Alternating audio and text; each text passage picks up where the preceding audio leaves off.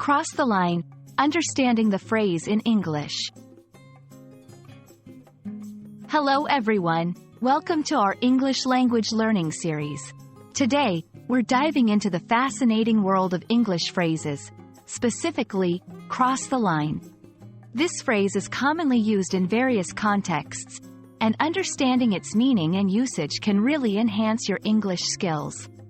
So, let's get started. Cross the line is an idiomatic phrase in English. At its core, it means to behave inappropriately or offensively.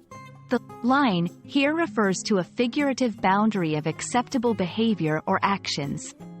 When someone crosses this line, they are doing something that is considered unacceptable or wrong in a particular situation. This phrase can be used in both casual and formal contexts.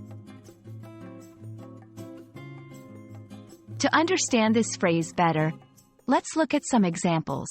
1. He really crossed the line when he started making personal comments during the meeting. 2. Joking is fine, but you cross the line when you start insulting people. 3. I'm okay with constructive criticism, but she crossed the line into rudeness. In these sentences, cross the line illustrates a transition from acceptable to unacceptable behavior. There are several phrases and words with similar meanings to cross the line. These include overstep the bounds, go too far, step out of line. Understanding these can help you recognize the same concept in different expressions. Be aware that the perception of what constitutes crossing the line can vary greatly depending on cultural and individual beliefs. What is considered crossing the line in one culture may be perfectly acceptable in another.